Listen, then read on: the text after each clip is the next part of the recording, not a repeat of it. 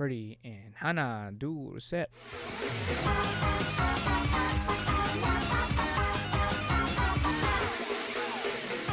Konnichiwa. What's going on, everybody? My name is Jomel Scoro, My name's Jarron Gaddis. and we are the Wannabe Boo podcast, bringing the latest and greatest game anime news, reviews, and waifus for life. Welcome to episode 85. Okay, 85. Yep. Yeah, I was hoping you'd do like a bit of an 85 bit there, Jaron. That's why I kind of just Here's the thing. I was gonna say 84. Oh, really? Because I don't. I did a double check. It is 85, so I didn't want to fuck good. that up too bad right in the beginning. Then again, we always have a bit of a bit anyway in the beginning with our. Well, I mean, it's less of a numbering. bit in that we're just dumb. Well, if we call it a bit, it makes us more entertaining than genuinely dumb. But I'm trying to save a face here. Yeah, that's fair enough. But I do want to shout out a big happy belated birthday to my favorite Aikaino. voice actress, Aikaino. Yes, her birthday was on September 13th.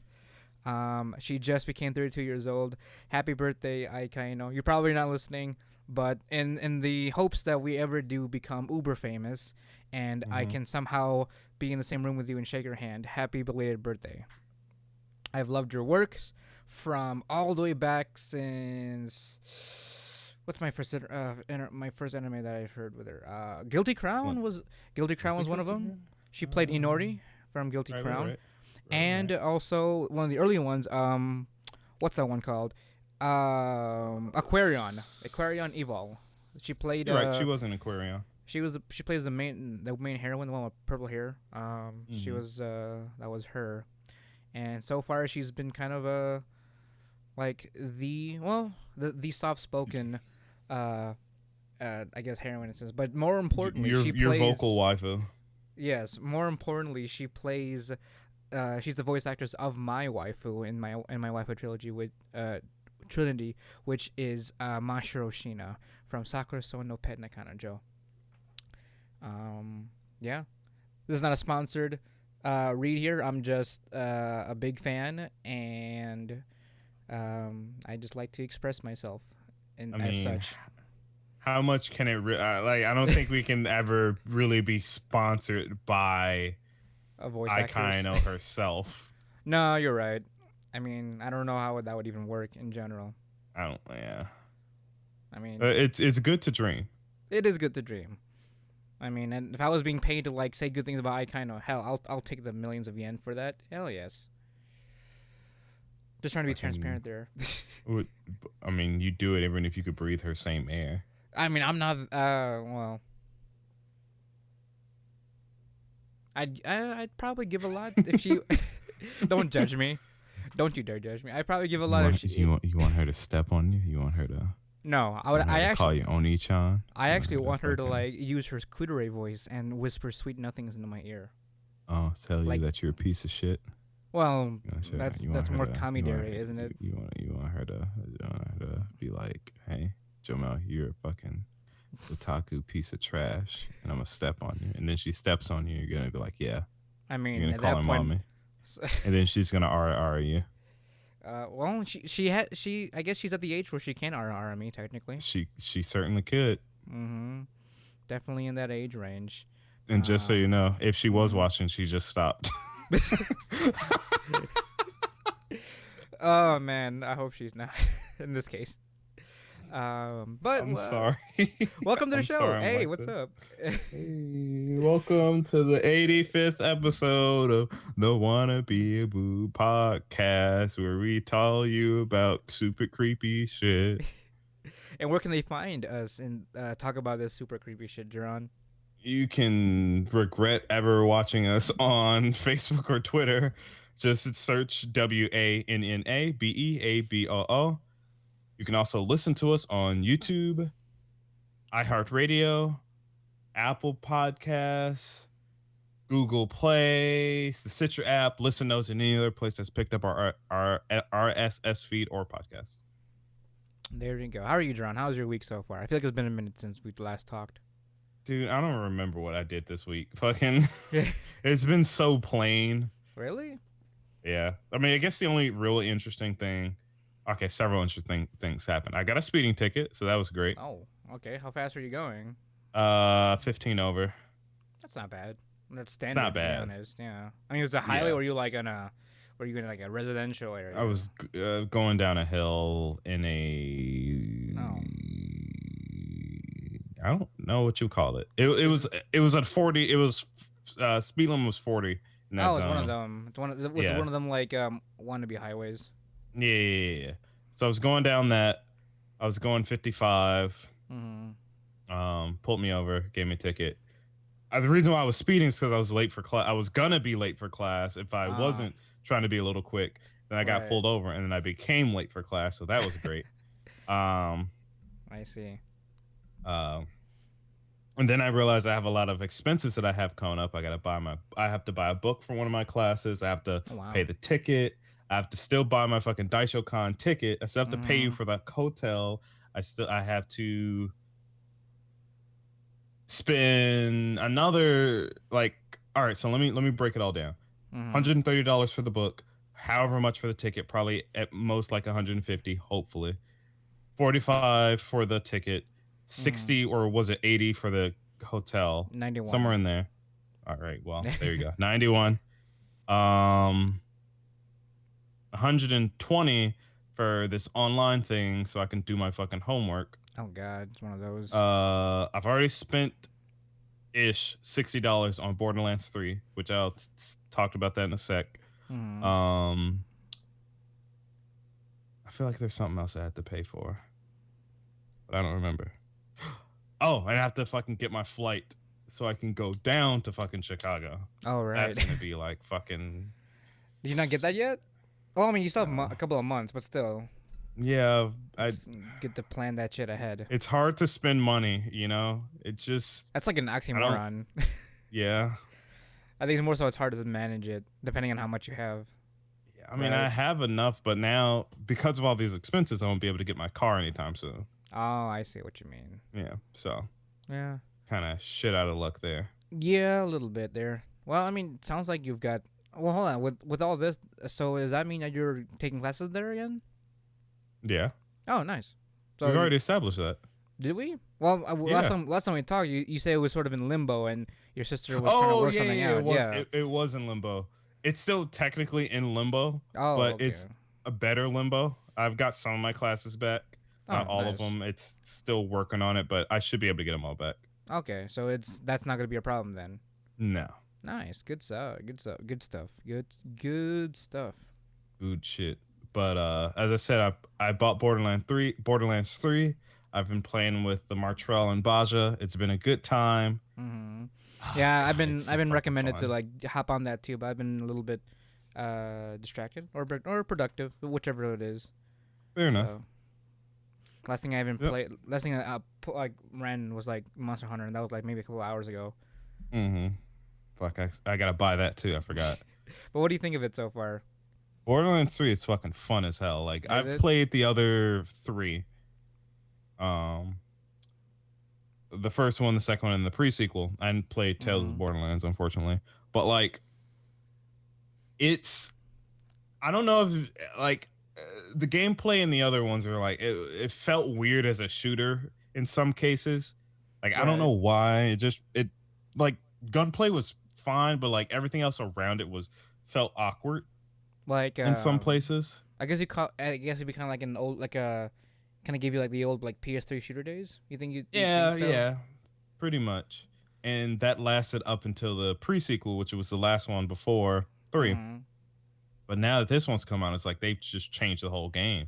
It's like it feels so much better to play. The gun variety is Mm-hmm. like up there. And like before it was like, yeah, there's some quintillion game guns, but they're practically all the same. Now it's Right. like, oh hey, literally every gun does some weird shit.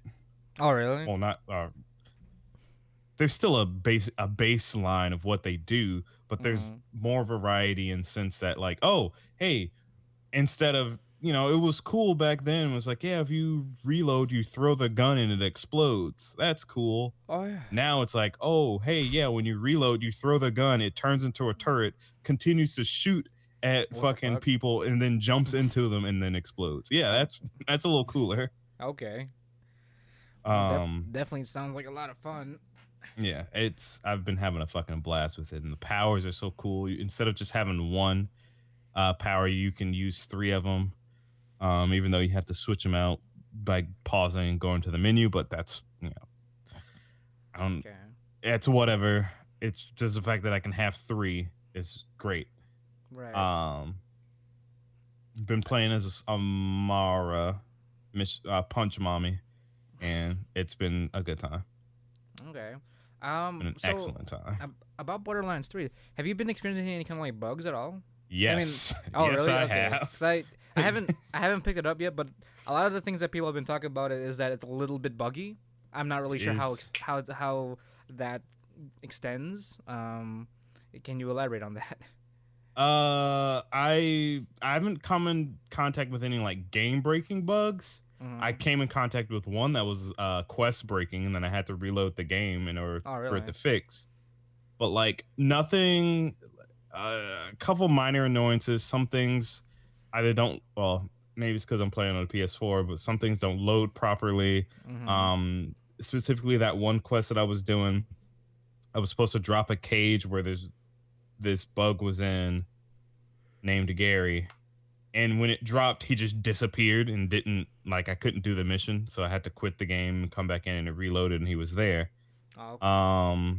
There was a couple other things that I can't really think of, but yeah, the game definitely does have a few issues that need to be ironed out. We'll probably patch Mm-hmm. it at some point, ideally, Mm-hmm. but so far as out of the gate, it's not like trash.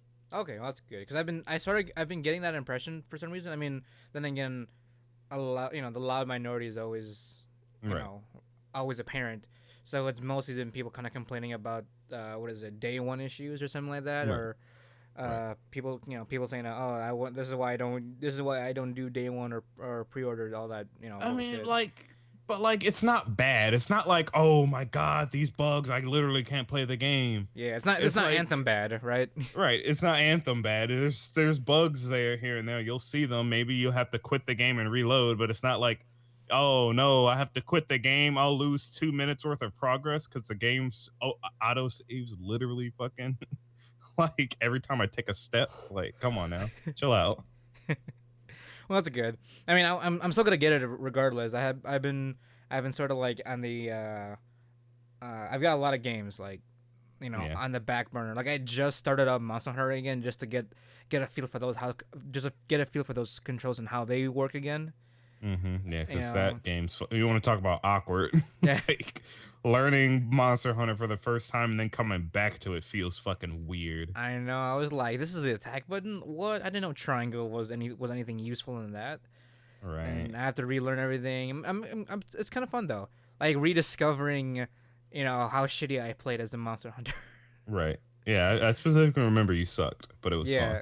Hey, I did my part, Hey, being it was fodder. fun. It That's was fun. important. I still plan on being part of that Iceborne, part of the Iceborne journey. I just have to get to Nergigante. I have not even gotten to his final fight yet. That's how far behind I have. am. Snurgigante. The Nerg. Okay. The big Um, nerg.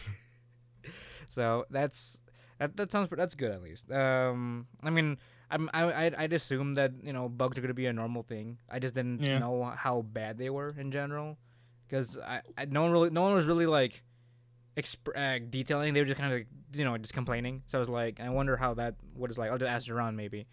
Well, see, here's the Um, thing. It's the same people complaining that, used to play games back in the day. Like, I remember the first time I played Mario 64, and I literally broke the game so bad that I couldn't, like, oh, you did? How did you I, break the game? because the game is filled with bugs. Like, Well, I remember, mean, people speedrun that game using the bugs. right. I mean, Falling into those by accident is not hard. really? Yeah.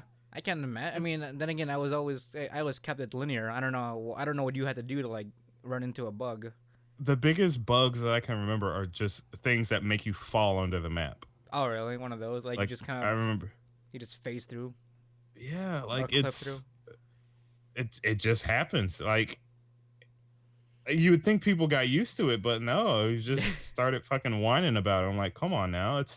Well, I think You, the difference is because we have social media now, we can whine about it more I openly. mean, I yeah, guess that's about it.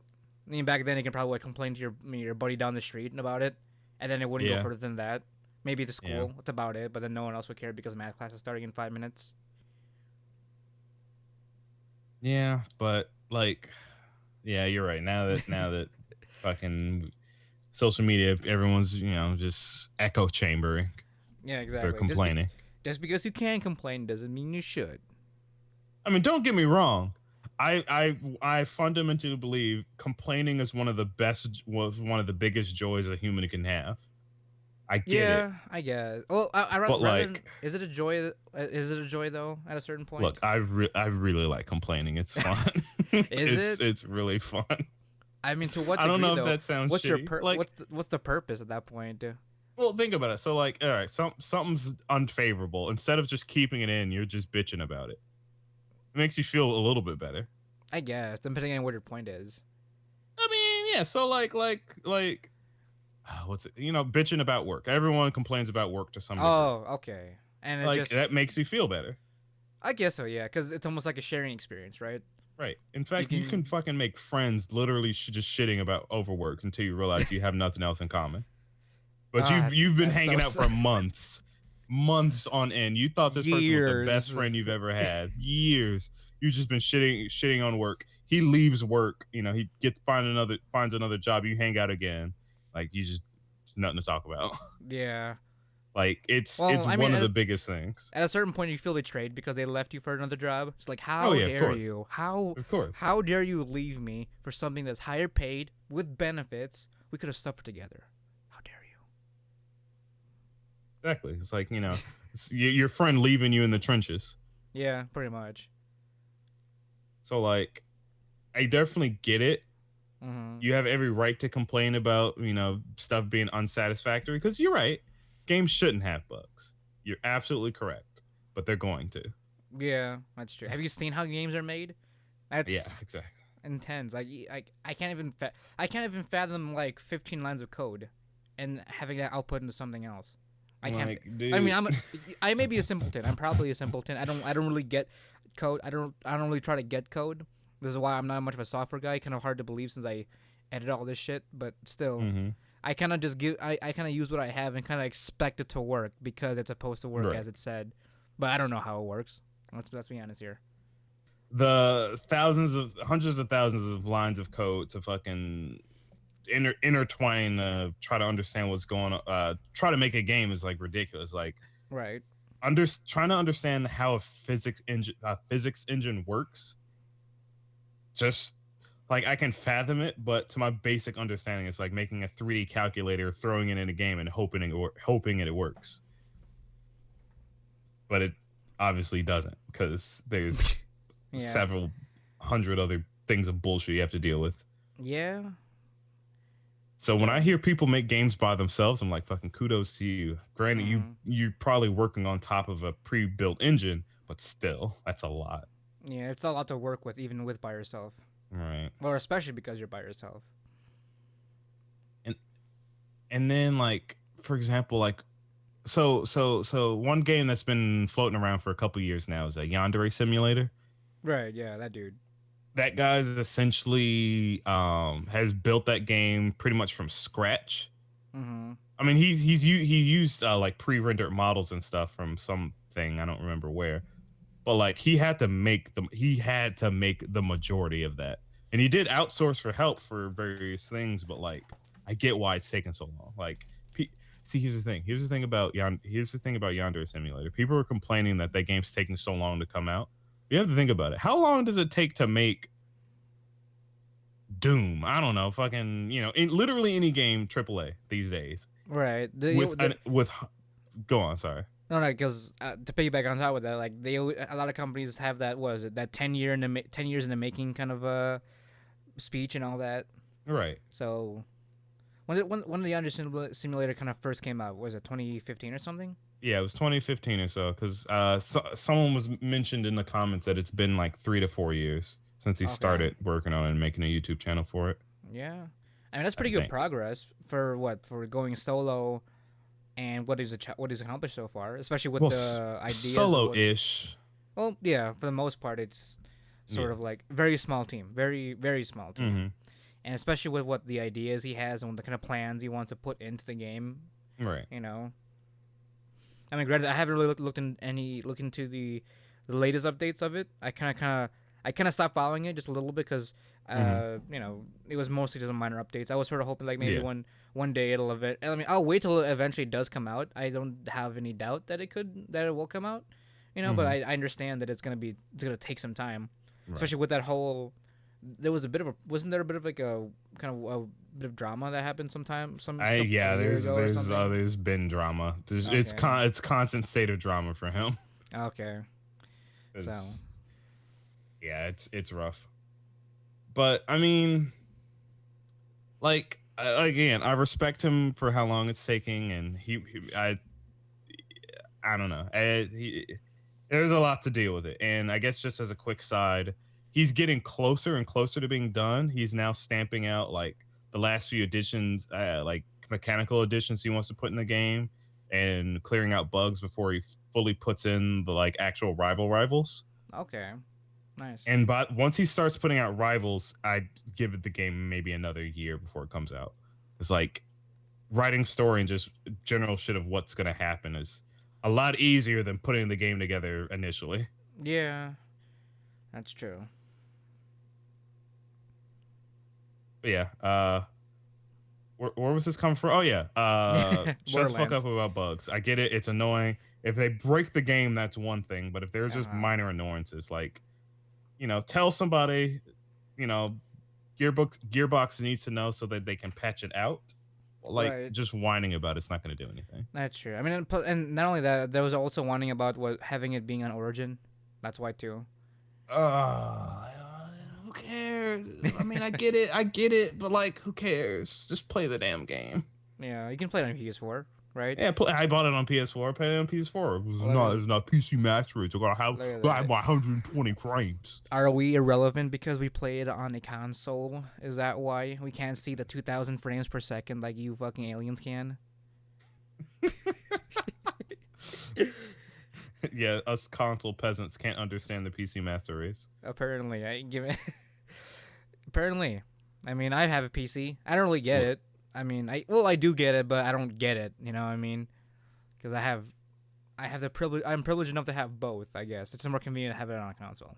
I mean, same. I play a lot of games on my computer, and I play fucking game. I've started playing more games on my PlayStation 4 because, like, Uh sure, I could play Monster Hunter on PC, but like,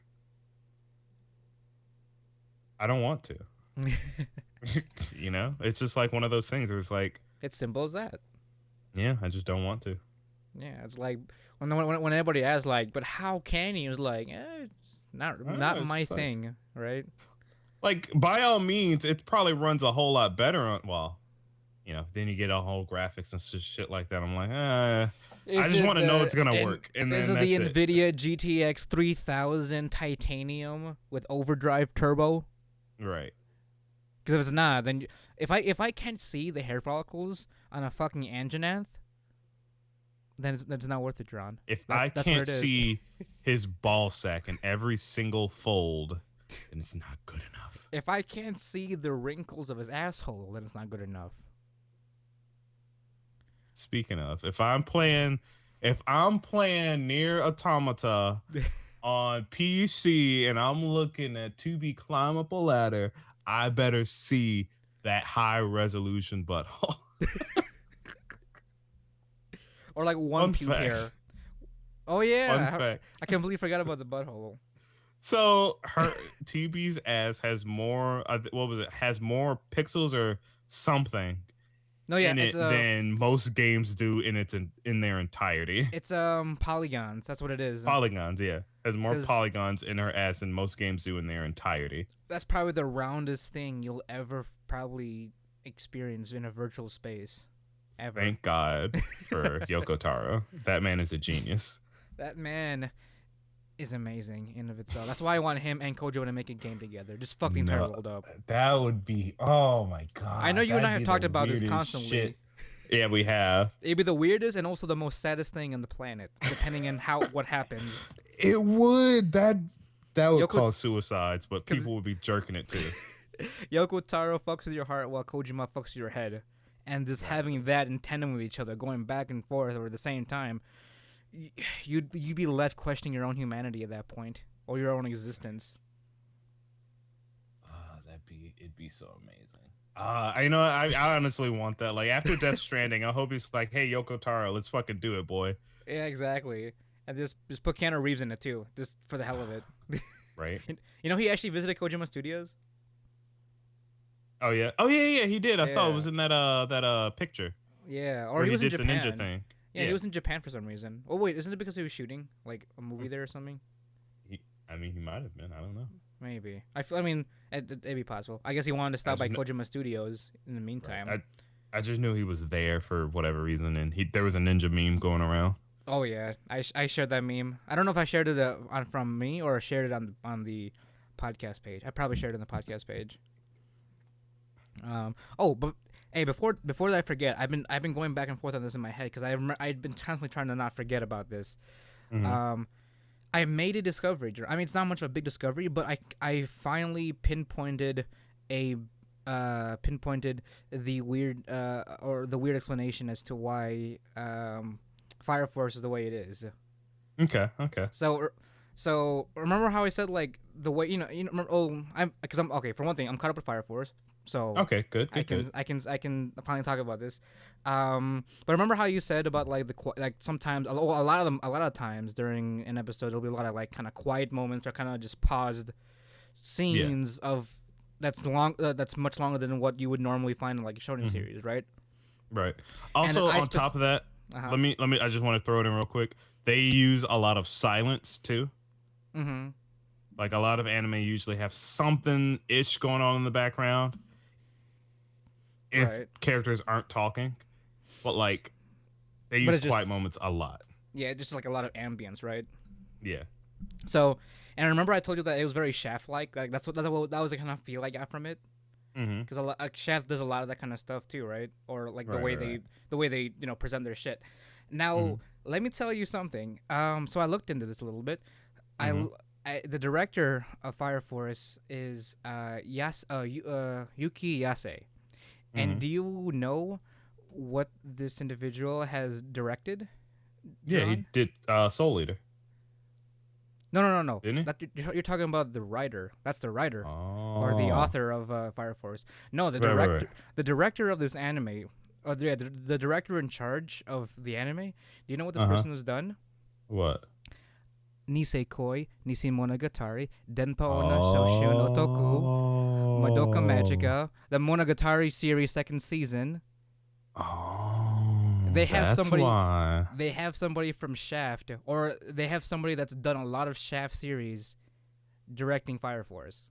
Okay, that makes sense then. That makes a lot of sense. So that's fucking why I was like, this is way too Shaft-like to really like kind of because you can't really. You can always like have that kind of ambience, but Shaft has that unique way of like presenting like wide shots or like because a lot of the ones I've seen so far was like during the Princess Hanabi episode, they use like a lot of like wide shots of just dark rooms, but the only thing lit would be like the Fire Force like blue light and all that stuff. And stuff like that is like it's an artistic choice, obviously. And then they have like a lot of weird B shots of just still objects not related to the scene at all. And I'm like, this is way too Shaft-like to really be just something that this studio is just doing off of hand or just doing because shits and giggles. Like I've never seen David Productions do anything like this in general. Because David Productions have done what the entirety of JoJo, Boku XSS,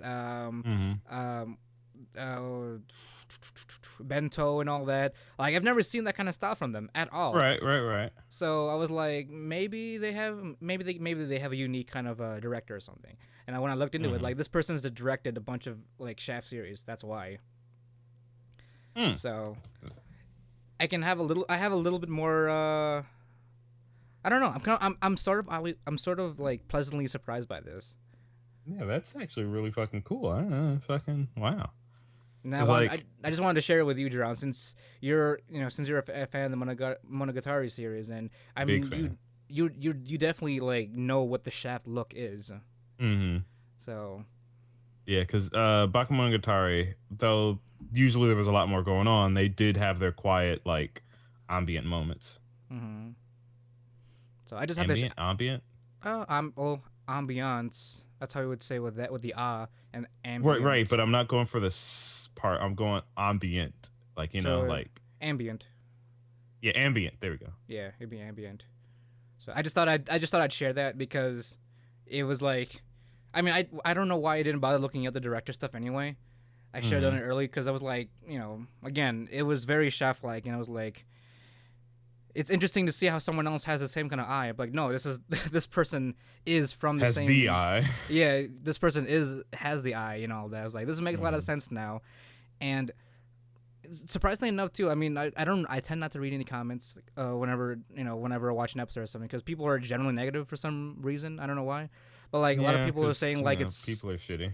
because a lot of people were saying like, was it Fire Force was a little bit of a disappointment or something. I guess they were expecting What do more you. of a shonen like very explosive, very I guess they were expecting it to be like how the opening is. It's like a lot Right. of firefighting, so to Right. speak. But for the I. most part, it's been like a crime drama for the most part, which I actually don't Yeah, mind that's true. That's true. because the whole thing about solving the mystery of the what are they called, the evangelists or the Yeah, pretty the much just the evangelist and the yeah. just the combustion mystery, and then it's been that kind of a crime drama driven, and this is completely a stark contrast to what I was expecting, which is not a bad Hmm. thing, especially with a director like Yase, um, coming from their background. I guess this is a cool way of like having cool way of portraying the crime drama in a sense.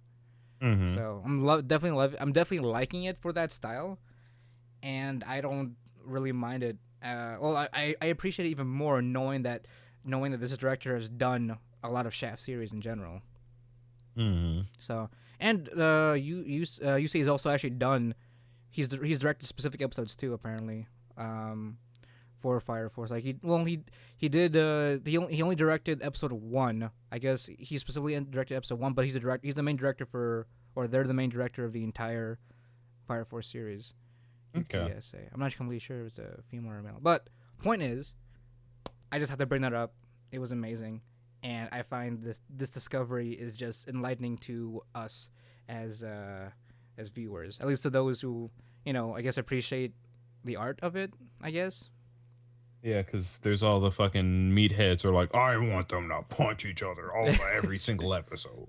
If there's not punching, then I want titties. If there's not titties, then they better be fucking doing something funny. If it's not fairy tale, it's not good. If it's not Black Clover, it's not good. Oh gosh. I was sort of like weirded out as like why they haven't been doing anything in the open, like how it was portrayed in the opening. But I I mean, mean, I I didn't really imagine they'll mind it. get to it. I know it's gonna be a 24 some episode series, so we have plenty of time. You know, Right. like we're just at the halfway point now, in a sense. Honestly, I'm just really enjoying this slow burn. Oh, burn. But no, I'm enjoying that the show's going slow instead of like throwing a lot at you really fast, because like it Yeah, I feel like it lets you really ease into everything that's going on. yeah, that's true. And like, it's also like the way the direction they're going with it. It's probably how it is in the story too, or in the manga, where it's you know they're pretty much like kicking you off with like, oh, there's some conspiracy going on in the fucking in the order of things. I thought this was original. I guess not. No, it's not, I don't think it's original. It's a manga.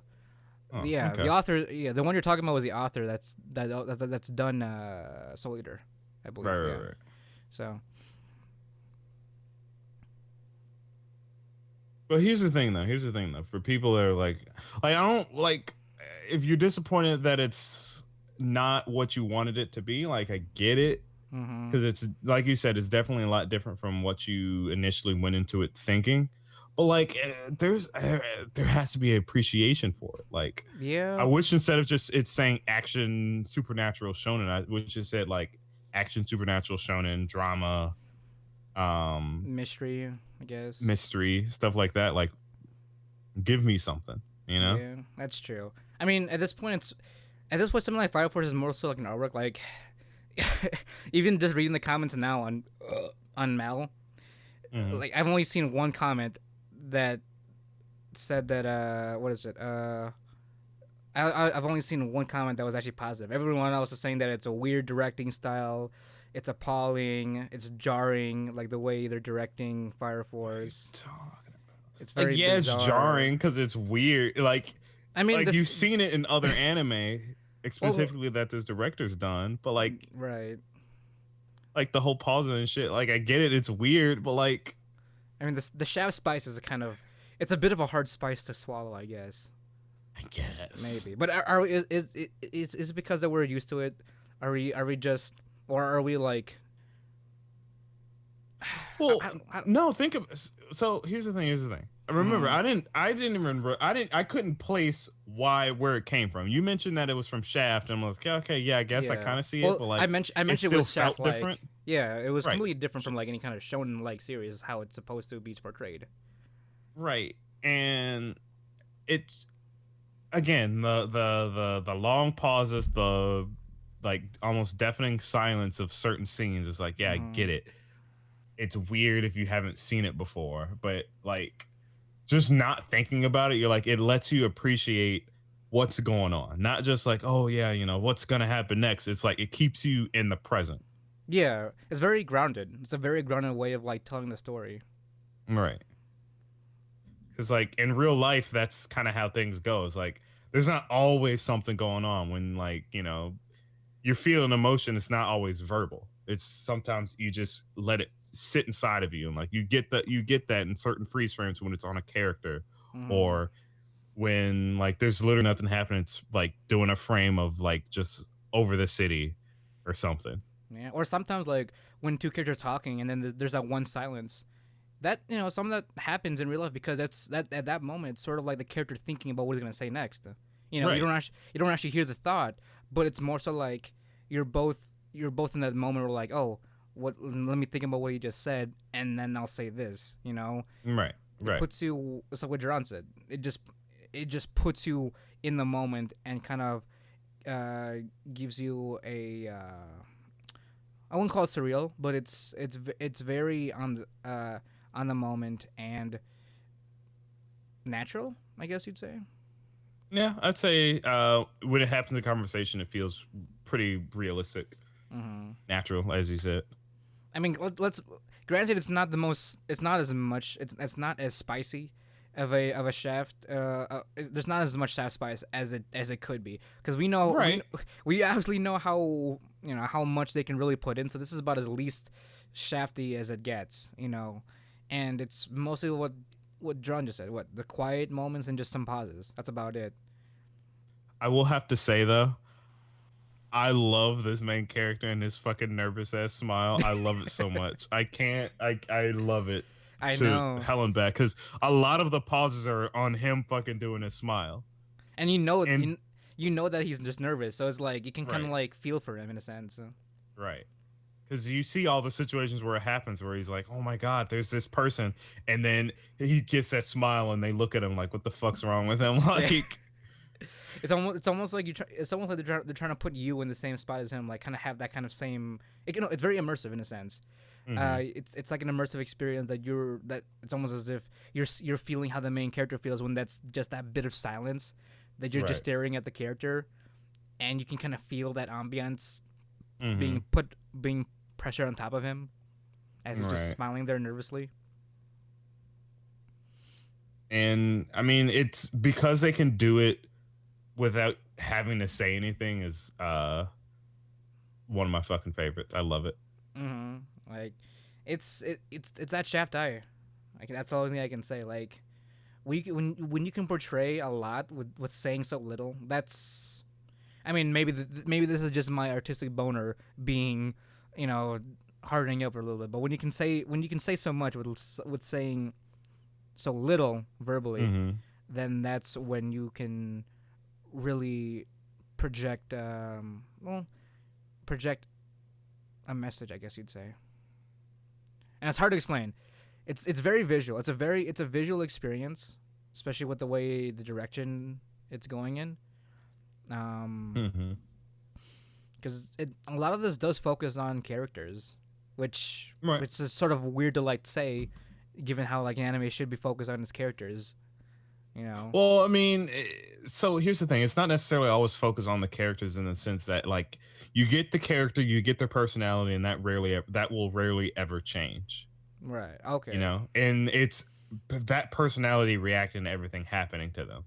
Whereas this one, it's more reflected inwards, where the characters are sure still maybe a little bit one dimensional, but it's like you get to fully explore that dimension instead of it just being, oh, how do they react to this? It's how do they feel about it? Yeah, You know, that's because true. like we said before, let's take the most one of the most recent episodes when our boy ran into Joker again. Oh yeah, right. And you know, you got his nervous smile and everything. You kind of got how he felt, and then how he related to his team later on.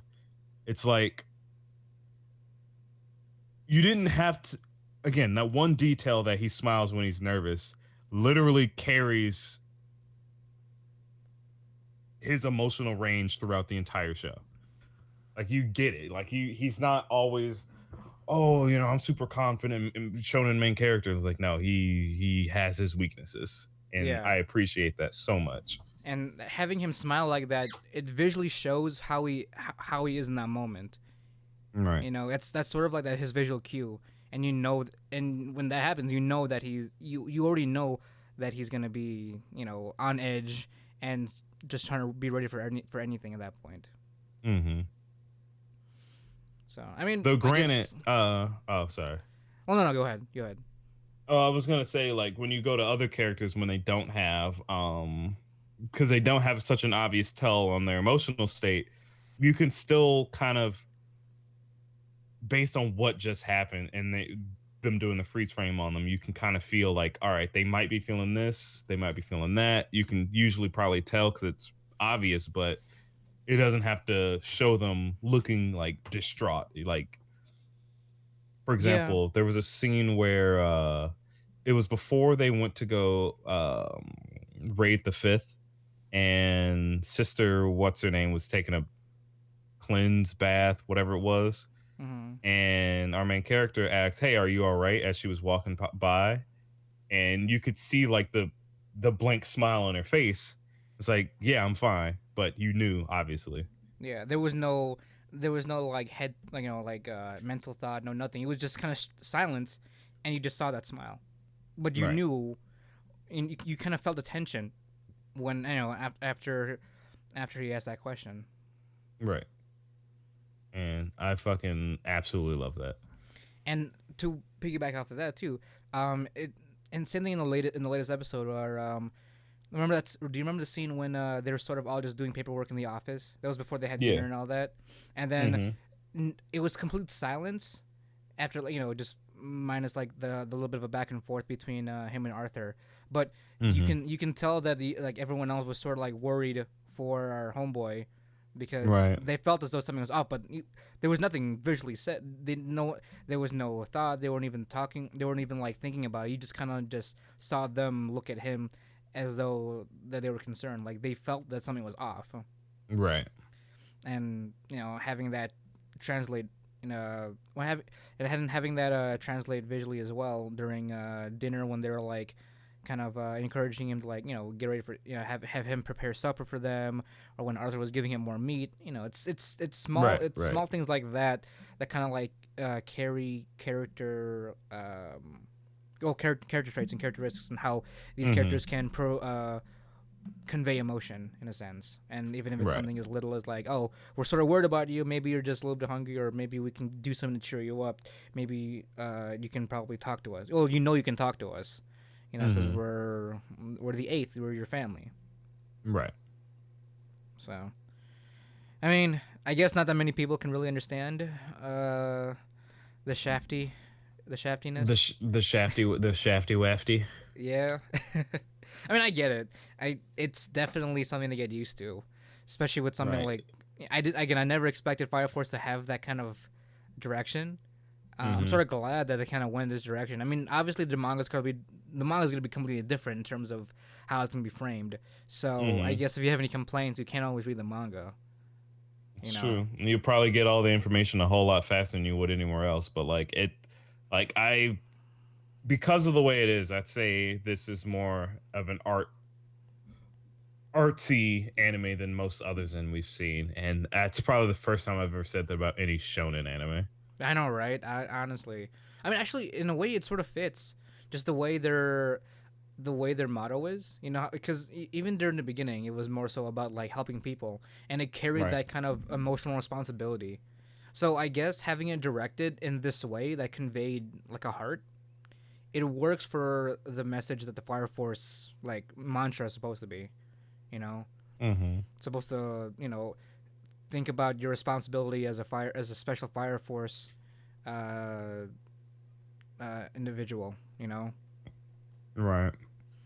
So because in their reality of things, it's a pretty fucked situation, and they have to do their best so that all the victims, including the Infernals, are laid to rest and are properly they can properly move forward, and as well as the victims of the Infernals as well. So, Mm-hmm. because I feel like that'd be kind of hard for if you had like a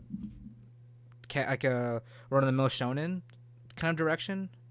I don't know. I mean, I feel like having the extra layer of this directing style helps emphasize the emotional part of being a Fire Force, or being part. It helps the emotional part of being part of the Fire Force. right. I mean, they definitely would be able to just get their general story across if they made it a regular shonen where it was like a bit more higher. It's like higher octane than it is now. Mm-hmm. But as you said, you wouldn't get the emotional. I don't think you'd get the emotional complexity. I mean, Mm-hmm. granted, it's not terribly complex. It's literally just like you, Don't burn people and make sure they're put to rest. right, exactly. It's not a hard concept to understand, especially what they're trying Mm-hmm. to do here. But it's like you don't see it all the time, so it's pretty nice. Yeah, it's refreshing, especially with the shonen series. Right. So Oh yeah, actually, yeah, that's a good point. Specifically because it's shonen. It's like I don't remember the last time I've seen a shonen anime where it's not like like surface level. super actiony, surface level. Yeah. I mean, there's some I'm sure that I've seen. I just can't think of them right now. But it's Mm-hmm. just like in recent history, probably the only other one.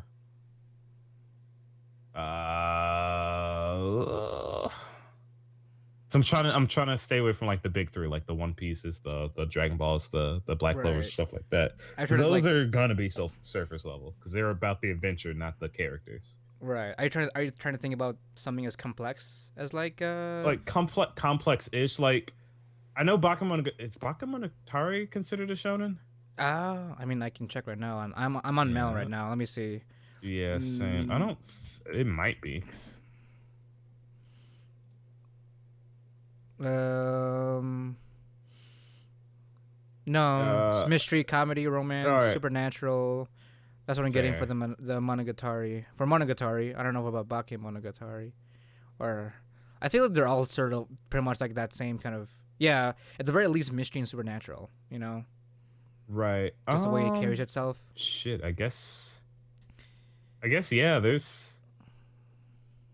Would you consider like Attack on Titan a little bit deeper? Oh, Um, here we go. Here we go. Promise Neverland is a. Is this? It's a shonen. Really? Wait, really? Neverland's I a shonen guess. series? Oh, Yeah. Promise Neverland is a shonen. It's listed as okay. shonen on Mal. Okay, well, I guess that's one that's very complex. Actually, I don't know. I don't count that as a shonen. You really? Uh, Okay. How about Death Note then? Death Note is a shonen is that a series. shonen? It's like the first one on shonen, Really? according to Mel. Yeah. I mean, I guess. Full Metal Yeah, I Alchemist. How about that? guess. Yeah, yeah. Full Metal. Fullmetal, Fullmetal Alchemist is a little bit deeper than Yeah. most, but that one is a longer series, so they Future. have a lot more time to flesh it out. How about Future Diary? Future Diary. That's counted as shonen for some reason. Well, male main character, Mm-hmm. I could see it. It's actiony, but there's still like a lot. But then, see, I don't know. They do Maybe I'm hypocriting here. I mean, they have some complexities with with certain Right, characters. Like we even get some character arcs from some of them. right. Um, and we even had some participants that were even like non-violent in general, like that one lady, like what was it? She was a orphanage Oh, yeah. lady. She had the big fat lady, Yeah, she took in the all the big kid. head. She's the one that took in all those kids and stuff. So you know, we had some complex characters. They had we had Fuck, some Your interesting Lie in April was not a fucking shonen. What are you talking about? What? that's a heartbreak. Yeah, that's not a fucking shonen. Like, all right. That's pretty fucking deep. You know, the fun fact, right? You know, there's one line in that series that gets me every time. What? It's the one where what's her name again? Kosei is the guy. What's the name of the girl? I had to I need to click on this just to respect her. Kaori. So when Kaoru, I don't remember what episode it was, but when Kaori and Kosi were walking down together, like going home and shit, Uh huh. the one line that she says to him that kind of got me, like in a deep spiritual level, was she asked him if he grew any taller, and he was like, Mm-hmm. no, not really. And then she's like, oh, I know why. It's because you stop looking down when you walk. No. And I was like, oh shit, Yeah. that's. I Yeah, that's mean, a good one. something like that is like really deep, because Mm-hmm. like you know, obviously when you're was it Kosei was somebody that confined to himself when he when he was upset, and he had Mm-hmm. the natural tendency of like looking down as he walked because he didn't really want to. It was very symbolic too, but him not looking down as he walked anymore kind of shows that he grew a little bit as a character, Right. and is starting to look forward when he moves forward. I don't know, I something did like find. something like that was like really touching to me. Uh huh. Though I did find an example. The Okay. Promised Neverland is considered a shonen. Okay. So you just stick with Even that though, one. again, I guess I wouldn't really count it because it doesn't feel like a regular shonen. Right, that's true. But it is a bit. It is a lot. It's definitely not surface level at all. Yeah, definitely. That's some psychological shit you gotta like Mm-hmm. you know put together as well as try to like compete. Especially if you're watching it without any prior knowledge. You're trying to like Mm-hmm. you're trying to think 2 steps ahead of the characters, but they're like 10 steps ahead of you already. So you're just trying to Oh, play catch up this entire time. here we go. Ishu Khan Friends.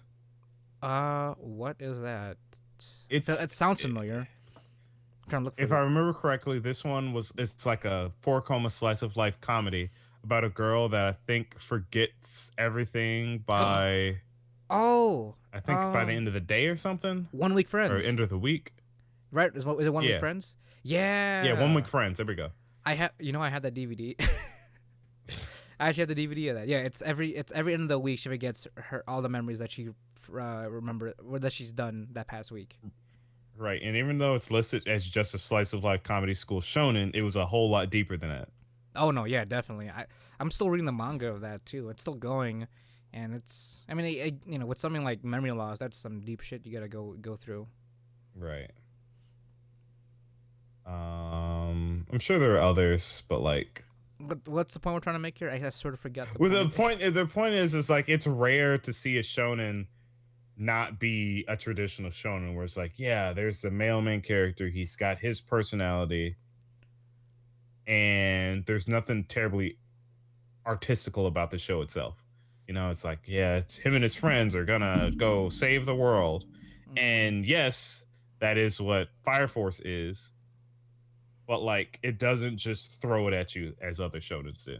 Yeah, it's not just all fire. It's mostly like it's mostly smoke than it is fire. That's my artistic way of going about it. You Yeah, know? it's a smoked anime, not flame grilled. Yeah, exactly. If anything, this is like the if you were starting a fire, this you're still.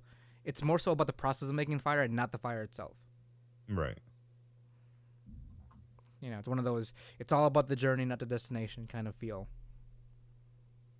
But then, you'll have your naysayers and people that don't like the directing style and whatnot. So this is why we have the entirety of Shaft. We have the entirety of Shaft like animes, or we have anime from Shaft to get all that shaftiness from. Mm-hmm. Oh, but there was something. Oh, there's another thing I do want to kind of put out there. Talking about, well, I feel like I had something. I had something in tandem with. Oh no. How did we even get to this topic? I forgot.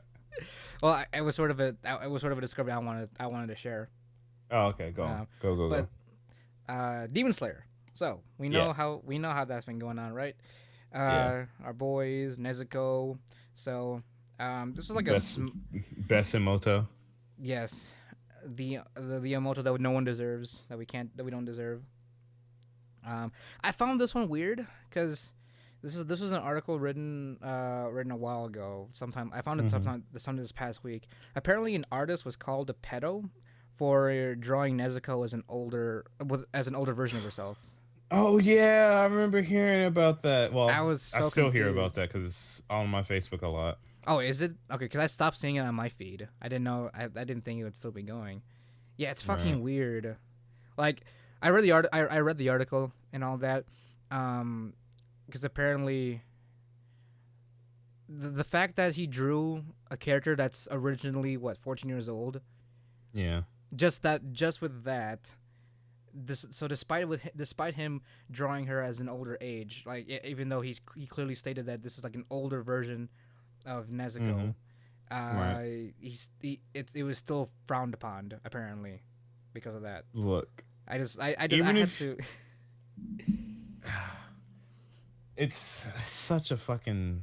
So even if you put aside the whole "it's a drawing, it doesn't matter," right? Argument. Even if you put aside the I guess really that's the only argument to really put aside. It's like, all right, so yes, they're 14 and it's weird. And then when you really consider it, the amount of times any artist, like not just like fan artists, the people themselves lewd their younger characters, high school characters specifically, or late middle school characters, definitely. They always do it. Don't try to fucking, let's not pick and choose like, oh yeah, because someone that didn't originally draw it, it's lewd now. But like, if you look at High School DxD, like they're all, some of them are freshmen. They're 16, sure, but that's still illegal in most places. Yeah, that's true. Let me think. What's a? I mean,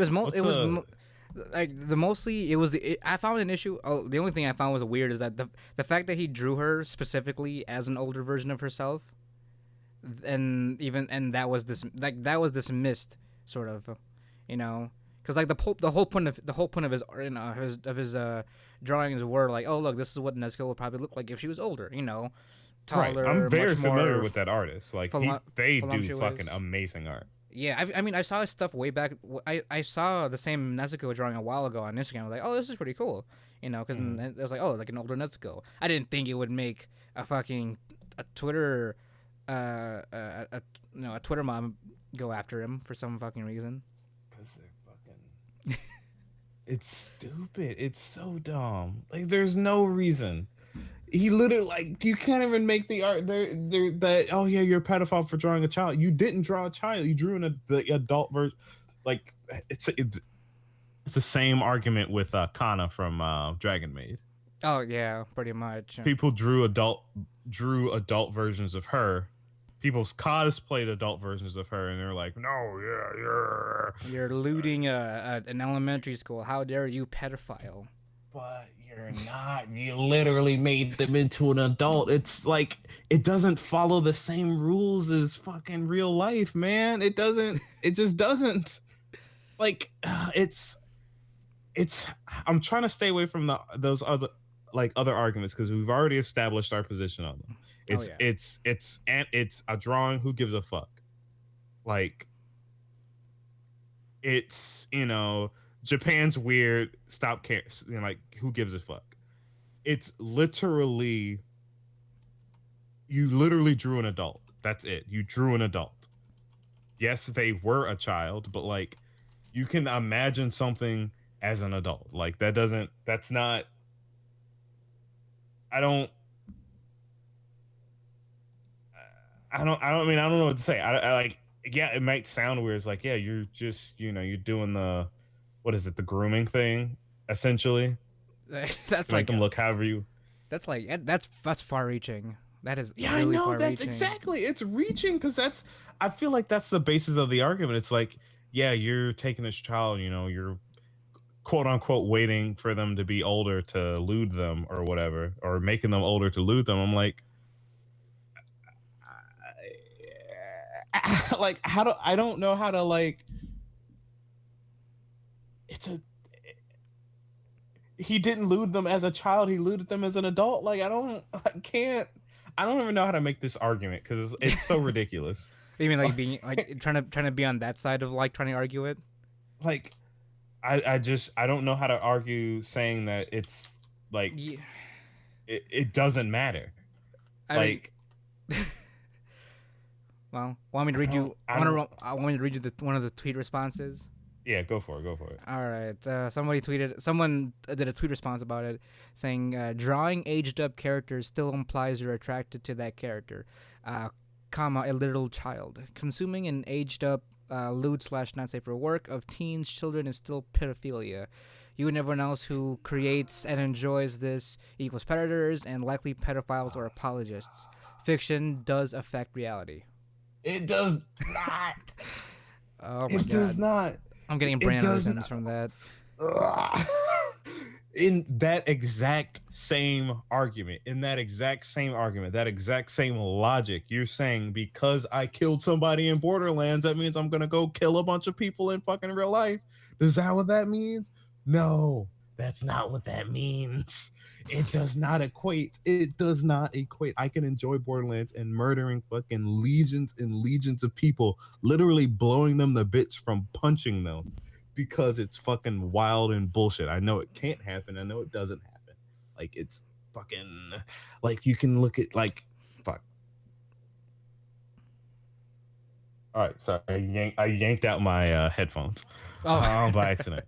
All right, so let me change what I said a little bit because that's not entirely true. Yes, people do mass murder people. People do go on shooting sprees. That does happen. Yes, sure, but like the asinine, the I guess put it simply, the craziness of that situation for it to actually happen is so laughable that like putting it in a video game and like what doing it is like, yeah, this is fun. It's living out of, it's not necessarily even a fantasy. It's like it's just a thing. How do I explain this, Jomel? I don't I'm think we should grasping even for a try. point, but I I don't mean think you can. Even if you have a pointer on, there's. I I can mean you only. can't argue with them. You can't. You can't. It's like, it's. But I really want to try to make a solid point here that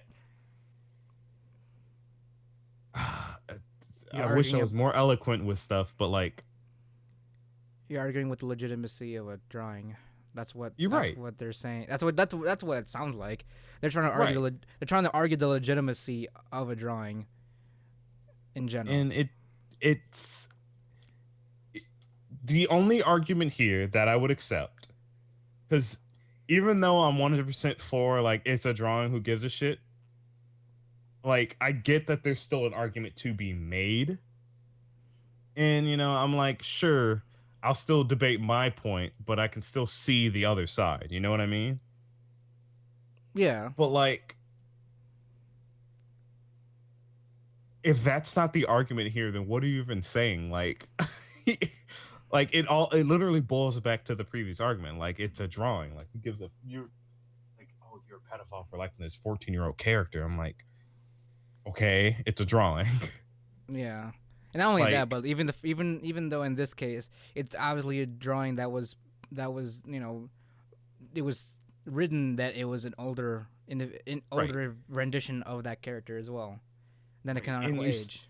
you're saying that you were attracted to the maybe you just like the aesthetic of the character and you wanted it to be sexier, but you knew like you were had misgivings about them being a child. So you're like, oh, what if they're an adult? They can keep the aesthetic and I can fucking jerk off to it. It's fucking win-win. There Like, you come go. on now. Like, you're not even it. Mm. I don't. Why do people have to hate things like that? Like, I understand that. It's because they're Like, morally righteous, John. That's why. yeah, that's all it is. You're just It's trying to be right. You're not right. I am. I don't know. I guess I mean that's the argument there is that you're not right. I am. Everything you do is wrong. Everything I do is correct. pretty much. And I But mean, it's just it's small pockets of this, which is like it is at a certain point you have to stop taking yourself so seriously. You know, right. I think that's what it is. I mean, anime is cool and all, but don't take it too seriously. You know, Right. It's literally like everything is weird. if Like I've seen a lot of the comment, like a lot of the comment tweets on here. They're like, don't lewd the child, don't lewd our Nezuko channel. Like, man, dude, like, do you even know, like, how do you know that the artist doesn't loot them themselves? Like, come on now. Like, you know, one of the funniest realizations that I had is when I realized quite a few anime artists fucking loot their own characters consistently. Like, you won't see it normally because you have to be following their shit, like, specifically. But, like, for example, the artists for um the mangaka and artists for Dragon Maid, they he loot that person loots the shit out of their characters. Kana specifically, oh not really? specifically, but a lot. Yes, Oh wow. like I've browsed through their stuff and there's like two or three of them with Kana. He really likes his shotas too. Like, oh, he boy howdy does he like his shotas I mean, he named one of his or characters her, Shota. whoever's. Exactly. Like there's even a spin-off specifically about Shota and fucking Lukua. Like They know what they're doing. this person is a degenerate. Yes, I get They it. I they know understand. they know But exactly what they're doing. right. So like you don't try to you're nitpicking. You're nitpicking. You can't watch an anime and be like, yeah, this character's cute. Like you can't fucking watch Boku no Hero Academia, right? Hmm. There's so much lewd art of all the female characters, And they're all and technically they're in high only like school. they're all still in high school. Like they're still minors. Yeah. Like yes, it's still like if you're looking at it them as people, yes, it's wrong, but they're not people. That's the key difference. They aren't people. They are drawings. You can say they're depictions of people, sure, Hmm. but like until somebody's being hurt because I'm watching this, like fuck off. Like I'm 100% of as long as it's not hurting anybody, do whatever the hell you want. You aren't bothering anybody. You aren't interrupting anybody. You know, you're not doing anything to bring anybody harm or inconvenience. Do whatever the fuck you want to do. I'm gonna still judge you because I'll think it's weird. Right. Like I still think fucking lolicons are fucking weird pieces of shit pedophiles, sure, but Wait, like yeah. Hold on. You said it's pedophiles, Jarron. You can't. We. right, right. No, no, no. Here's the thing. Is the thing. I can call you whatever the hell I want to call you, Yeah. but I can't. I'm never gonna be like, oh, I'm never gonna yell at you saying, yeah, you're a fucking piece of shit. Kill yourself. You should stop doing art. Like, Yeah. That's I just have my that's just opinion of you. harassment at that point. Yeah. Right. Like, I have my opinion. I still think it's weird, but I know, like, legally or like on like when it all boils down, there's literally nothing wrong with what you're doing. It's just how I feel about it. Like how I feel doesn't fucking matter because you do what you're gonna do because it's not hurting anybody. So I can't. I don't get to tell you not to. I just get to judge you. That's it. But regardless, That's Jarron's right all I can anyway. do. Exactly. Regardless. Regardless, Jarron's still right. Regardless, And that's it. That's not an opinion. That's a fact. That's a fact. But Well, no, I you wonder. get what I'm saying, Jomel. It's like, Yeah, I you do. can say whatever you want, but at the end of the day, they aren't hurting. They are quite literally not hurting anybody. You can make the argument like, people get normalized to this and, blah, blah, blah, blah. And I'm like, we've had mass murder, genocide, homicide, whatever, before we even had digital media, before we had physical media. Like, calm your shit down. Before we had Humanity's paper. violent and shitty has been violent and shitty for eons. Like, don't try to do like, oh yeah, 29 20 the 2000s spelled the end of human decency. Like, no. Have you heard of the Black Plague? Have you heard of the Black Plague? Have you heard of the Holocaust? Like, Have that you heard that of was the fucked up. Like, Have you heard of what is it? The Spanish Inquisitions. That was a thing. The fucking Crusades. Did you hear that? Fucking Europe sent people to America, and they were like, "Hey, look at all this land. Look at all these brown people. Let's say fuck the brown people. Let's take this land." Right. Have you Like, heard of the opioid wars? Drugs. the opioid wars. Did you know there was a fucking potato famine? Did you know that, like, indentured servitude was essentially slavery, except it was a contract that we could do whatever the hell we wanted to do to you, but you know, like, there is a lot of bad stuff and then to be looking at this and like, slap on the wrist because this is bad. Like, get the fuck out of here, dude. Like, there's still real shitty shit happening in this day and age, and you're coming at a person for drawing a character. They might have originally been a child. They drew him as an adult. For all intents and purposes, that's an adult. Like you're what are you even complaining about? Like, chill. Internet warrior, calm down. Like, honestly. ah. Here, let me brighten up the rest of this podcast with some good stuff. Please. So, on September 9th, the voice actors of Haruhi Suzumiya, Aya Hirano, or if you also know her from Lucy, from Fairy Tale. Oh yeah. Dende. Before we get to the brightening, I do have to mention. Yeah, I just want to mention it because this is shitty on my part. Oh, okay. When it was September 11th, I completely forgot until I saw the memes on Facebook. I'm like, oh, that's really bad. But go on. Okay. So voice actors here, Aya Hirano, mostly known for her voice for Haruhi Suzumiya, was appointed the quote-unquote cool Japan ambassador by the Japanese government on September 9th. So Hirano became the first anime voice actor and singer to be appointed to the position.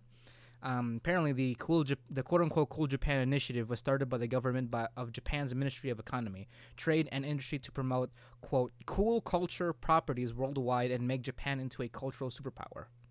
This includes anime and manga, but also travel destinations, idols, traditional Japanese art, and tea. They're trying to take over. It's happening. It's the Weeb Initiative. The Weeb Initiative. Oh no. At the appointment ceremony, Hirano said, quote, I want to spread Japan's charms by attending overseas anime events among other occasions, reports Nippon. The minister in charge of quote-unquote Cool Japan said that he hopes Hirano, quote, actively works to make Japan's leading content known to people abroad and win their support. In 2016, Aya Hirano spent 4 months in New York City learning English and honing her acting skills. Hirano used her newfound skills in an Instagram video of her voicing Fairy Tale's Lucy in English. Oh wait, what? She voiced Lucy in English. Whoa, Nelly. What's her name? Aya Hirano. So she does both the Japanese and the English of Lucy from Fairy Tale? No, that wouldn't make sense. That doesn't make sense. I've heard her in English. There's no fucking way. Hold on.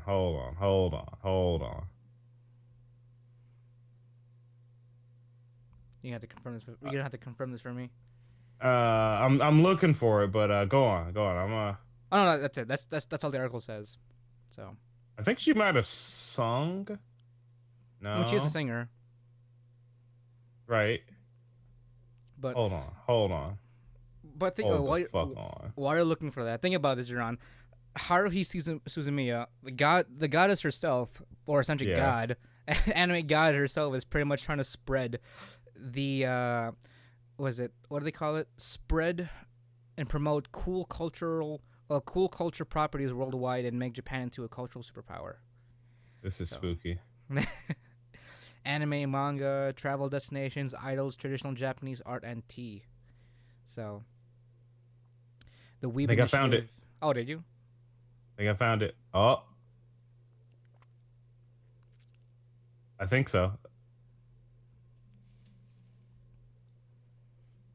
All right, so I don't think she didn't like act the whole like an actual Okay, show. She just like said a did line or a something. like a little video. Oh, okay. So just did a line, pretty much. Yeah, so I'm gonna post it. I'm gonna send it to you, and then I'll post it on the All right. Yol Facebook after we once this episode comes out. Yeah. All right. Oh, there it is. So yeah, she's and sh I mean, how does it sound? I can't really play it on my end because I'm not. I don't want to Right. get get flagged with that.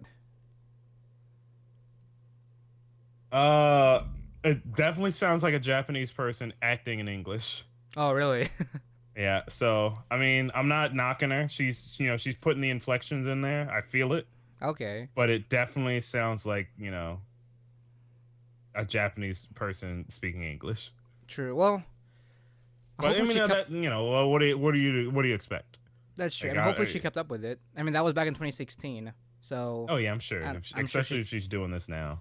Yeah, she's trying to pretty much promote weeb culture or otaku culture to the world. So there you Spread go. that Haruhism. Exactly. Japan's making their move, Jaron.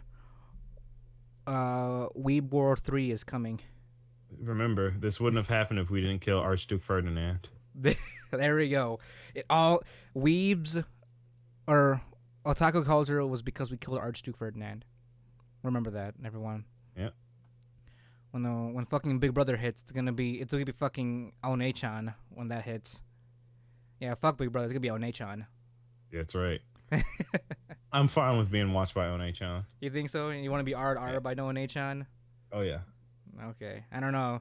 That may involve tentacles and such things as well. Let's not do that. Yeah. Speak, but though, quick aside. I remember browsing on Facebook. So there's plenty of actually probably the majority of any kind of RR content is usually an One-san with a Shoda or someone shorter than them. I saw Yeah. one where it was like of like this Japanese business guy, kind of well built. He was like in a crowded train, but like there were a bunch of women surrounding him, like getting all lewd on him. Oh, really? Taking the pictures of his pants, like slightly pressing up against him. He was all like nervous in the middle. I was like, yeah, that's the dream right there. Get RR as an adult. That's the fucking bomb diggity right there.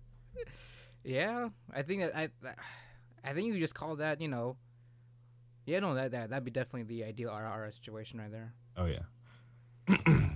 There's me just letting my fetishes fly. No, yeah, we don't judge openly, so it's I okay. mean, yeah, judge me as you will, but if you tell me about it, I'm gonna yell at you. There, that's true.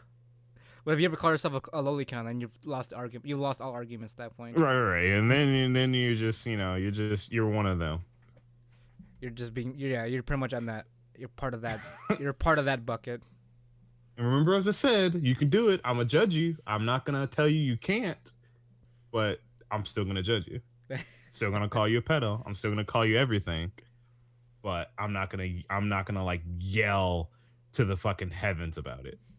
Yeah, he's not gonna use his Gurren Lagann voice on you. Exactly. And tell literally everybody else on the internet, yeah, this guy's a piece of shit. No, it's my opinion. That's true. Hey, just curious, did you see the new Star Guardians trailer, League of Legends? I did see part of it. I don't think I saw the whole thing, Oh, but I did see a lot of it, and it looks fucking cool. No, like did you watch it? Well, I mean, I want I you to watch it. I want you to watch it oh just okay. because I.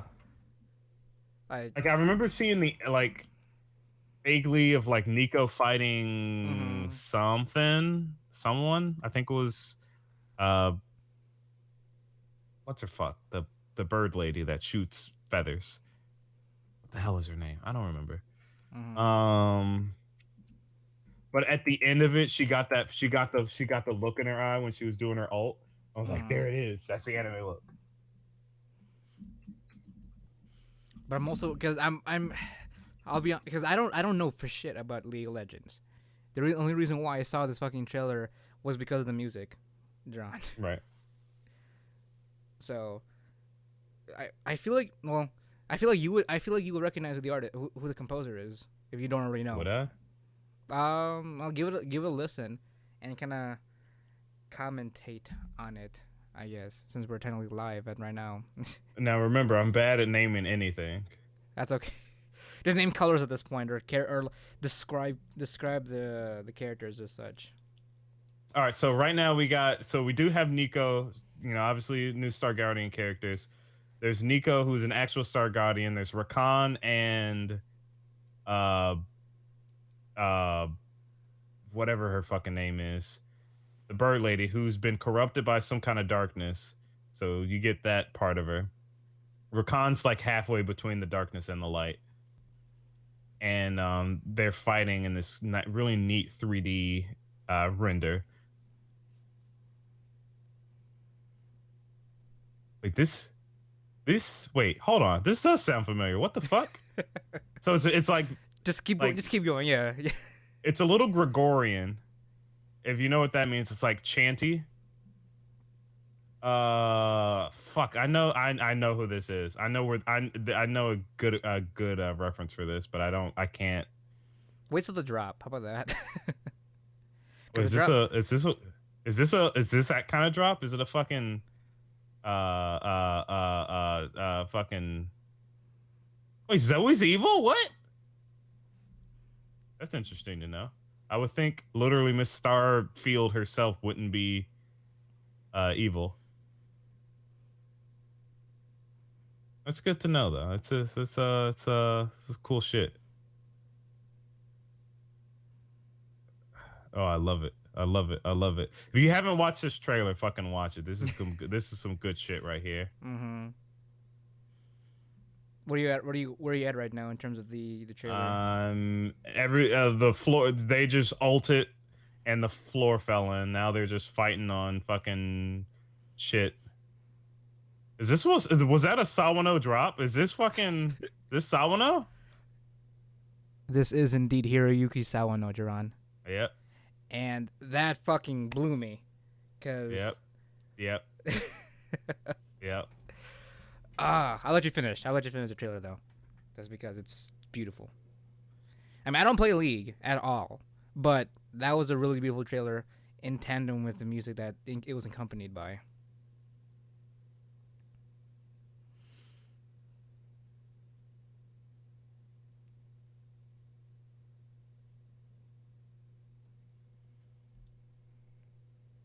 Oh yeah, I forgot. Ari also got a Star Guardian skin. Oh, she already Mm-hmm. had one. Didn't she already have one? Pretty sure she already had one. No, she Mm-hmm. didn't. Yeah, no. Ari's is one of the new Star Guardians. Forgot about that. Mm-hmm. So yeah, Or is the, she? I don't think so. Maybe she is. I don't remember. Anyhow, yes. yeah, no, good shit. No, yeah. Again, the reason why I wanted to comment is just because the music, like, It's really granted, good. Giga, like, he shared it on Twitter a while ago, and I was like, Mm-hmm. oh, what's this? And then as I watched the trailer, it was pretty good. They had a lot of cool elements of combining both 3D renderers versus and like a 2D render of like the characters and shit. But that Mm-hmm. sound drop is recognizable from a mile away, and man, when it comes to music, Hiroki Sawano is one of those. It's who's comparable to like what's his name, um, oh, he's the one that works with Christopher Nolan a lot. Really? Christopher Nolan? No, no, no, Really? no, no, no, no. I'm talking about. I'm comparing him. Oh, I'm comparing him to another composer. Oh, okay. Fuck. Enter. But his his the way that he fucking composes music, it's how would I explain it? There's a lot of weight to it. Even Hans Zimmer, there you go. He's like comparable to like the Eastern version of Hans Zimmer. Mm-hmm. And when it comes to music, you can was it the entire show was pretty much like there was no dialogue at all, obviously, but you could pretty much like convey a lot just by how characters are emoting and whatnot, and how the music kind of goes in tandem with the actions and what happened throughout the whole trailer. You can sort of feel like the emotions of each character trying, at least the one character trying to, convey as the scene goes out. Right. I don't know. It's Hirono Sawano. He's one of those kind of composers that if you would have like a personal like theme song, he'd be the guy. He would be the guy you would go to if you wanted your own fucking theme song. That's Right. that's what it is. And I don't know. I just have to gush over that because I'm a big Sawano like fan in general. Going back to like what Gundam Unicorn and I'll Know a Zero. That's probably when I first interacted with his like music in like anime, for example. Mm-hmm. I'm sure I know he's been around for a while, but those are the first anime that I watched with him pretty much composing the main soundtrack for those series. Mm-hmm. It's definitely evolved over time, but this Star Guardians trailer kind of harks back to like his unicorn Gundam Unicorn days, because you'd be more recognized. I guess you could recognize him more with his like his techno stuff, like his like really like Yeah. It's probably techno I mean, beats and whatnot. other than the nerds that watch the Gundam anime, most people probably know him by the techno beats. Yeah, like mostly from Attack on Titan, pretty much. Because I saw a lot of comments on there saying that they felt like they had like an Attack on Titan feel for it, because he does do the music for Attack on Titan as well. Right.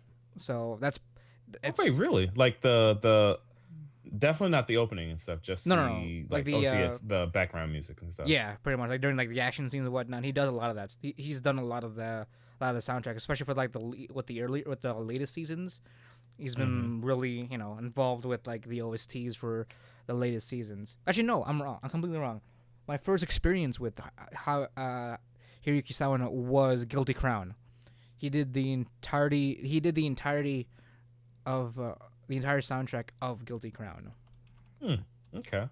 And but that was more so the techno part of Sawano. So, but that was when I was first exposed to him, and then I found out that his range is actually a lot larger than I thought it'd be. I thought it was just like techno beats and all that stuff, but no, when he pulled out for like fucking Gundam Unicorn and all that, it was much more like how Star Guardians was, very Gregorian, like a ballad of some sort. There was a lot of strings involved, and Right. it's beautiful. And the way he uses music, and like during critical moments in certain scenes, or critical moments in a storytelling aspect. Right. Don't lose your way. Yeah. Oh yeah. There you go. He knows how to fucking pull your heartstring, for example. So, and for this one specifically, the Star Guardian song, like when I listen to it, it makes me want to it makes me have delusions of grandeur, pretty much. It's like, I can be somebody. I can do something that I could have never have done before, or like, but I'm like driving down to work or something because it's Monday. It's a shame that he. Do you know whether or not he worked on any of the music in Gurren Lagann? I don't think he did. No, I don't think so. But I don't remember anything like that. I feel like if he did, don't get me wrong, Gurren Lagann's already perfect minus episode 3, but like, if you could add Sawano to anything in Gurren Lagann, like, dude, that'd be fucking. like fucking blow up my balls right then and there. Like it'd be so fucking good. Mm-hmm. No, yeah, no, yeah. It was he was not involved with that series, unfortunately. Right. Actually, what's the earliest thing that he's done? Hiroyuki Sawa. No, I spelled his name wrong. Like, Oh, by the way, so how was your week, Jomel? did I not talk about my week? No. Oh shit. Oh wow, we kind of just got started. I thought we did talk about my week, Nope. unless we went straight, unless we went just straight to it. I guess we just did shit. Actually, it's been a I've been a productive boy this weekend. Mm-hmm. I'll be honest, a little bit. I was sort of in a little bit of a downer. I was a bit of in a downer streak for like during the earlier part of the week. Mm-hmm.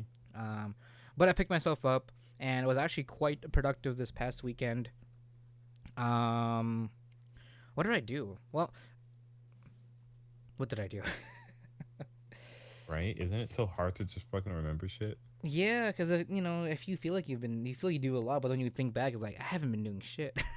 No, I guess one of the big things is I bought a new gun, so I was looking around for a new like carry pistol and all that stuff. For those you don't know, yes, I'm more of a firearms collector. If anything, I'm not much of a gun guy. I just like collecting specific kind of firearms because they look cool or they have like a cool kind of history. Like I have like out of the firearms I do own, I have like a Lee Enfield, which is from World War II. It's a big old long bolt action rifle. I got a good old Yeehaw lever action. Yeah. What? No. I also have a little Yeehaw lever action rifle for hunting as well. And I also have a Thompson Contender. For those of you who don't know, that's the same gun that Kiritsugu uses as his main weapon choice in Fate Zero when he's killing mages. And that's the only reason why I got that firearm. Was because he was my favorite character, one of the favorite characters in that series, but his gun was also really cool in the way he used it as well.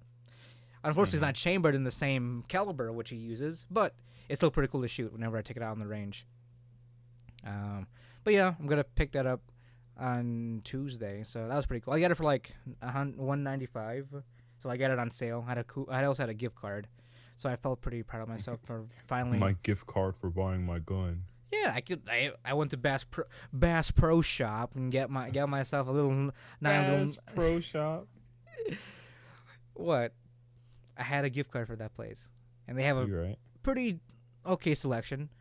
Definitely was not. I mean, I was definitely looking for something sub $300 just because I wasn't planning on spending anything too much.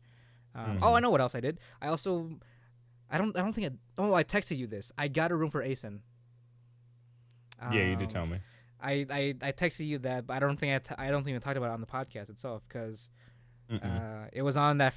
So pretty much the rooms for Asen opened up. The room blocks for Asen opened up on Friday, September 6th, and at noon. So that means I was at work, and that was the most stressful thing I've ever done while I was at work, because as you all know, everyone's trying to get on the site, right? And when that happens, the site gets locked up. It doesn't, it freezes up and it doesn't work anymore for a good short amount of time, right? So it was a constant back and forth of me refreshing the site, me finding an opening to actually get in the site, plugging in my information manually because it's not saved I normally have all my shit saved on my computer, but I was at work, so I had to manually plug in all my information, my name, address, card number, and all that good shit. And there was a constant back and forth of me getting rejected because apparently my room was not available anymore.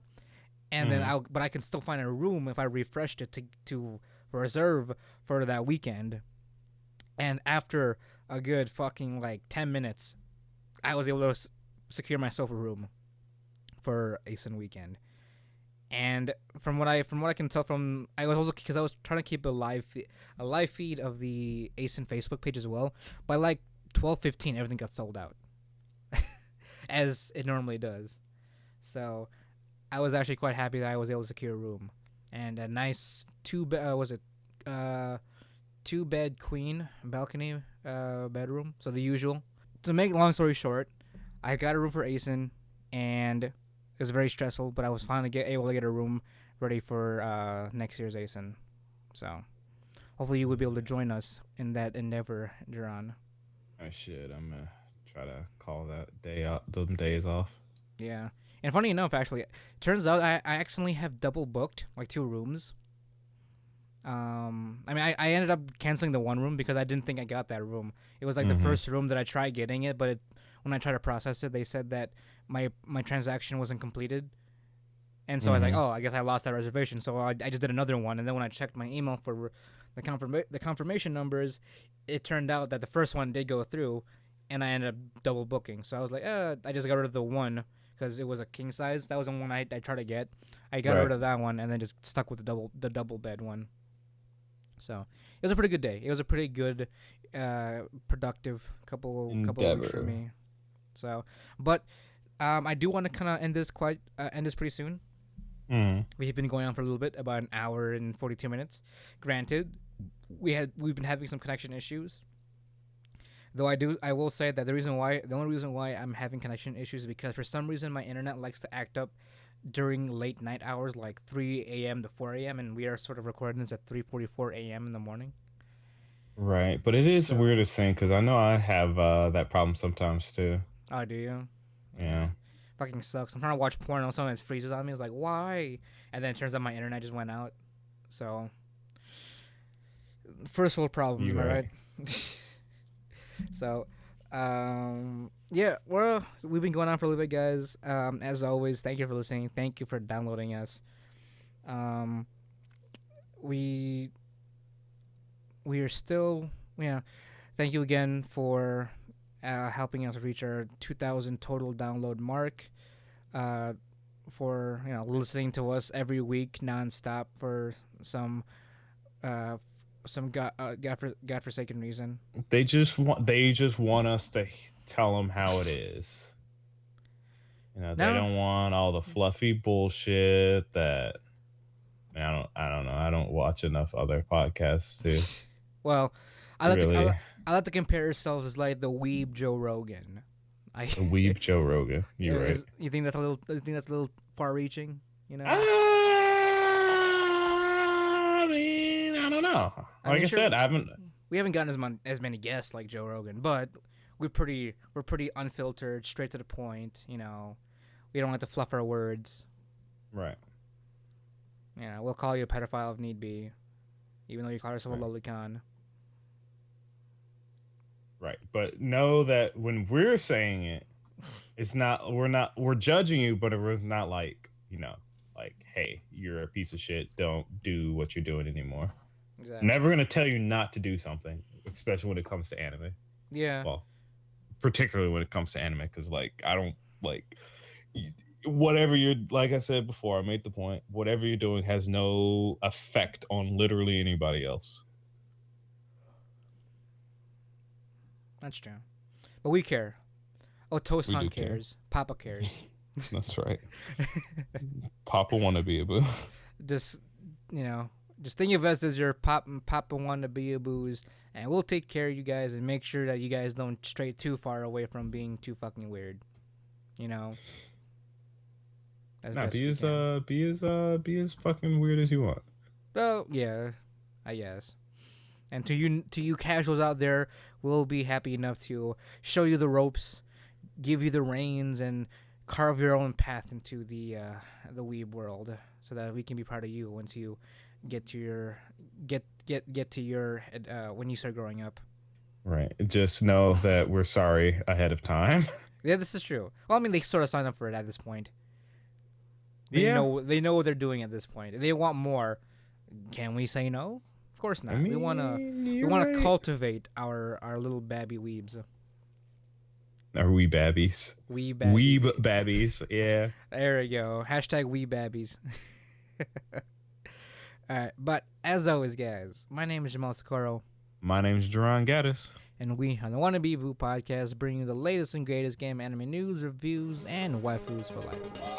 Thanks for listening, guys, and we'll talk to you next time. Matane!